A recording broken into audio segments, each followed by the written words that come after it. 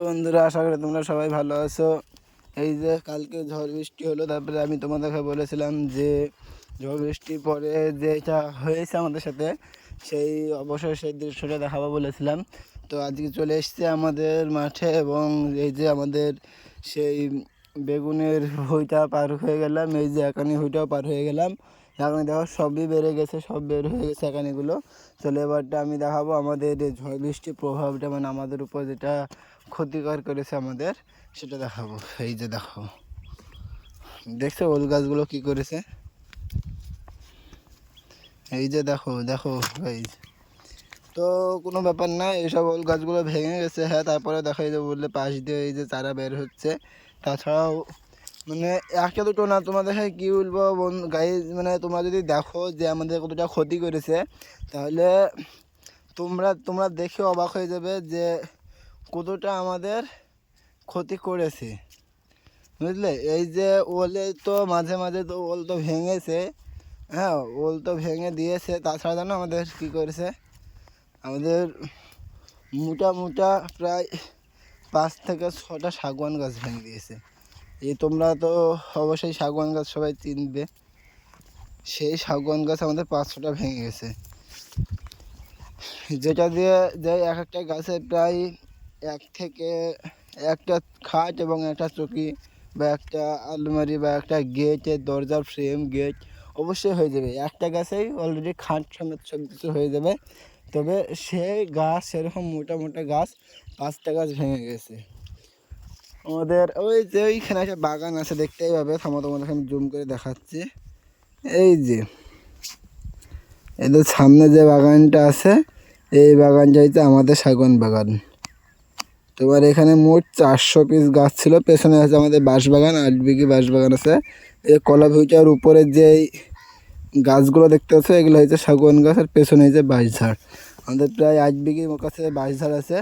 কিন্তু এই যে যে আমাদের 400 পিস শাগুয়ান গাছ ছিল, আস্তে আস্তে প্রায় অনেকটাই মরে গেছে এবং অনেক গাছই আর আগেও ভেঙেছে, কিন্তু চিকন চিকন গাছগুলো ভেঙেছিল। প্রায় আমাদের 400 গাছের মধ্যে 200-250 খান এরকম গাছ ছিল। তার মধ্যে সবই ধরতে পারে, মানে সব গাছ তো আর একই সমান হয় না, সব গাছ তো একই হারে মোটা হয় না, সব তো সব মাপের হয়েই থাকতে পারে না। তার মধ্যে জানো মোটা মোটা গাছের মধ্যে 5টা গাছ ভেঙে গেছে। মানে বুঝতে পারছো যে কতখানি কি লস হয়েছে। এই যে সম্পূর্ণ ওলের ভুঁইটা দেখতে পাচ্ছ না, এই সম্পূর্ণ যদি ওল বেচা হয় তো তাও একটা গাছের সমান দাম হবে না, বুঝলে? এই সম্পূর্ণ ওল যদি তুলে বেচা হয় তাও একটা শাগুয়ান গাছের সমান দাম হবে না। যেটা চিকন গাছ বললাম, মিডিয়াম গাছ, একমাত্র সেই গাছটাই দাম হবে। কারণ এর আগে আমাদের ভারতের সাথে অনেক জায়গার আলাপ আলোচনা ছিল, অনেক দেশের সাথে, যেরকম বাংলাদেশ, কানাডা এবং পাকিস্তানের সাথে সম্পর্ক বন্ধ হয়ে গেছে এবং আমাদের কানাডা থেকে বেশিরভাগ সব কিছুই আসতো। সে কানাডার সাথে সম্পর্ক বন্ধ হয়ে যাওয়ার কারণে এখন সব কিছুর দাম বেড়ে গেছে, তোমরা জানো। বাংলাদেশের সাথে কম হয়ে যাওয়ার কারণে পাটের দাম বেড়েছে।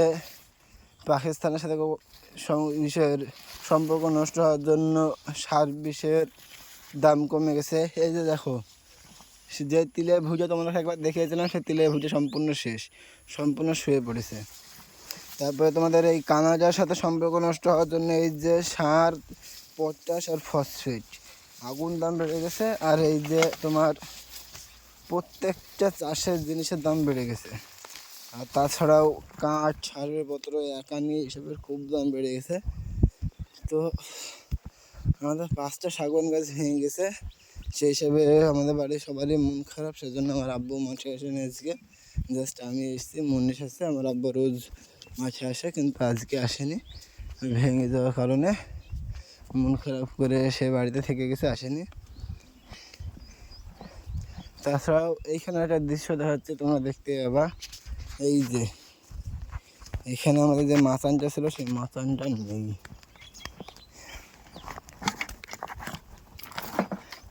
এখানে মাচানটা থেকে গেছে, কিন্তু মাচানটা যে চালটা ছিল, সে চালটা উড়ে গেছে এবং সব আমরা বাঁশগুলো এখানে থুয়ে দিয়েছি, চালটা এখানে থুয়েছি।